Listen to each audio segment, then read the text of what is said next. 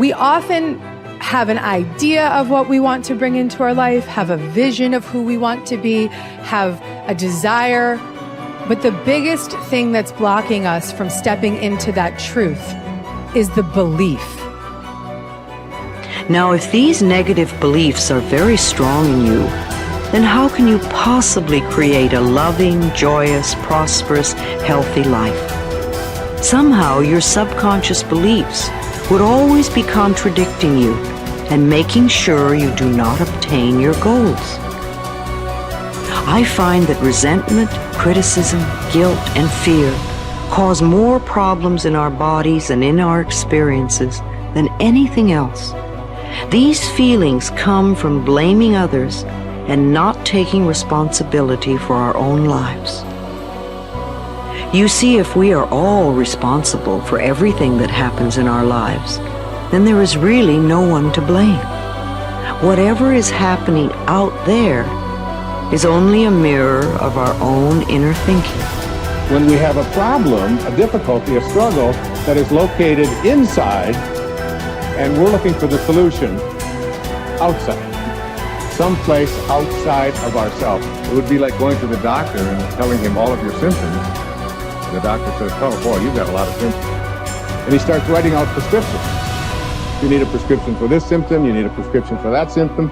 And finally, he gets this 4 or 5, and you go to walk out, and you say, well, I'd like my prescriptions. He said, no, I'll give this one to your mother-in-law, and I'll give this one to your neighbor, and I'll give this one to your daughter, and I'll give this one to your father. I mean, you're the one with the struggles and with the difficulties, expecting somebody else to change or something outside of you to get better in order for you to make your life work is something you have to really take a hard look at. It's in here.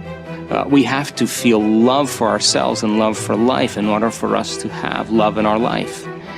And so then to instruct people how to teach their body emotionally how that future could feel like before it's made manifest.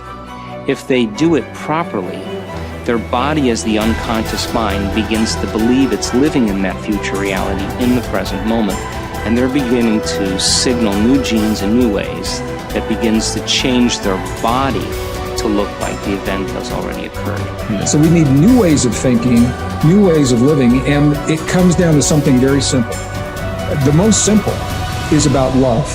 The bottom line, do we love ourselves enough to live our lives in a way that gives our bodies what they need to do what they know how to do really well? Do we love ourselves enough to live and to think in a way that allows the best version of ourselves and the best versions of our families and communities to come forward? So when you stand in this place of knowing that if this time-space reality has created within you a desire for something, this time-space reality will deliver the goods to you. So when you stand in that knowing and then you couple it with your belief in your righteousness or worthiness to receive it. When you're putting in a wish and a desire, put it in as if you already have it. I am healthy. I am a good relationship person. I have a great job. What's that? I say, it's like I already have it. And yet most people don't have it. So they'll say, I want a great job. I want a great relationship. I want to be healthy. And I go, make a recording of those words. We just said that. I want to be healthy. Today, right now, Tuesday, we're going to make a recording. I say, now come back in 1 year and let's push the button on that recording. And we come back a year later and it says, I want to be healthy. I go, it's a whole year and you still want to be healthy? Still don't have it, right? You didn't say I am healthy. All you're emphasizing, I have a desire to be healthy. I want to be healthy. I have a desire to be healthy. And I go, you can have that desire the rest of your life. You're not going to get healthy. You want to be healthy, you say, I am healthy. But then you look and say, yeah, but in reality, I'm sick. And I go, no. The function of the mind is to take the program and turn it into reality. So if I am sick, but I put a program in, I am healthy, the mind looks, like, well, wait a second, the program is I am healthy, but the body is not healthy, so what's the function of the mind? Create health in the body. It doesn't change the program, it changes the body. And so the idea is this, every time we put a program in, it has to be as if you already have it, in spite of the fact you could be dying of cancer. I go, I am healthy. It sounds kind of weird. And I go, don't worry about it. Just put it on I am healthy, because once it is a program, the function of the mind is to manifest it as reality. That's the part. And so my little caveat, you brought it up, I'm emphasizing it, and that was simply this, that whatever you're downloading, you have to say it as if you already have it. Because if you put a future tense on it, I will, I want, I say, if you record that, that means you will always want to have it. I will do this. You won't get there. So I just wanted to bring that in, because if we're making a program, then you must make sure it says as if you already have it, in spite of the fact you don't. Top people look for the good in every situation. They know that it is always there. No matter how many reversals and setbacks they experience, they expect to get something good out of everything that happens to them. They believe that every setback is part of a great plan that is moving them inexorably toward achieving the great success that is inevitable for them. If your beliefs are positive enough, you will seek the valuable lesson in every setback or difficulty. You will confidently believe that there are many things that you have to learn on the road to achieving and keeping your ultimate success. You therefore look upon every problem as a learning experience. Napoleon Hill wrote, "Within every difficulty or obstacle, there is the seed of an equal or greater advantage or benefit."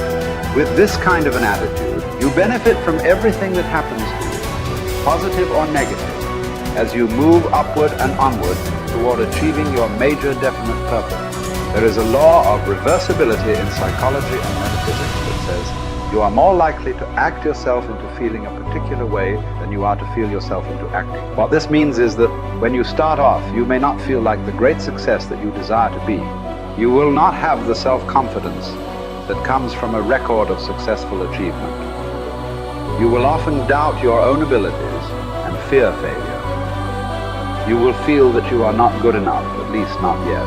But if you act as if you were already the person you desire to be, with the qualities and talents that you desire to have, your actions will generate the feelings that go with them. You will actually act yourself into feeling the way you want to feel by the law of reversibility. If you want to be one of the top people in your business, dress like the top people, groom like the top people, organize your work habits the way they do. Pick the most successful people in your field and use them as your role model. If possible, go to them and ask them for advice on how to get ahead more rapidly. And whatever advice they give you, follow it immediately. Take action. When you start to walk, talk, dress, and behave like the top people, you soon begin to feel like the top people. You will treat other people like the top people do. You will work the way the top people work. You will start to get the results that the top people get. In no time at all, you will be one of the top people yourself. It may be trite to say fake it until you make it, but there is a lot of truth to it. Your main job in life is to create the mental equivalent within yourself of what you want to realize and enjoy in your outer world.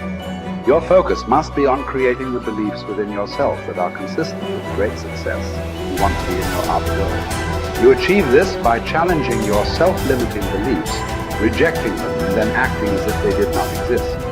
You reinforce the development of new life, enhancing beliefs by increasing your knowledge and skills in your field to the point where you feel equal to any demand or challenge. You accelerate the development of new, positive beliefs by setting bigger and more exciting goals in every area. Finally, you act continually as if you were already the person that you desire to be. Your aim is to reprogram your subconscious mind for success by creating the mental equivalent in everything you do or say. Momentum develops the mindset. Momentum conditions the mind to confidence. Like just moving forward every day, even a small thing. If you just said, every day I'm gonna do 3 things to move my life forward, and you just did those 3 things every single day. Today I'm gonna do these 3 things to move my life forward. It could be sending an email, calling somebody, having that prospect meeting. It could be as simple as like, oh, okay, I'm gonna work towards this goal. I'm gonna finish this presentation. I'm gonna create this thing. Whatever it is for you, like do that thing. Maybe it's like, oh, today I'm gonna work out today. Great, you worked out. Your mind goes, I said I was gonna work out, I worked out. I developed a little more confidence because you were congruent with your intentions. See, action is what makes us congruent with our intentions, right? That old thing you've heard me say, if you've been studying my work for a long time, intention without initiative is just sorry hopes. It really is. Intention without initiative is just sorry hope.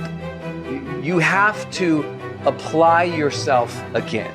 And I know you already know this. Listen, a lot of people watching this, you're already a confident person. Okay, what's the next level of action that will raise you up to the next level of success? What's the next level of action and bold decision making that will change your life? I know you might already be a confident person, so what's your next level of action? Well, Brendan, I already feel confident going up and talking to a person. Great, now go up and talk to 4 people. Good job. Okay, well, Brendan, I already feel good, trying to put out this message. Great, do it again, be more vulnerable. Oh, Brendan, I already feel good, I started the business and I built to this. Great, double the business, let's see you do it.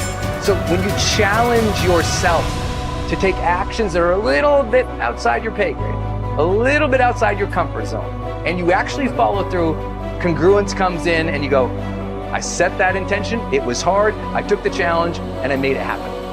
That's it. That's really, truly it.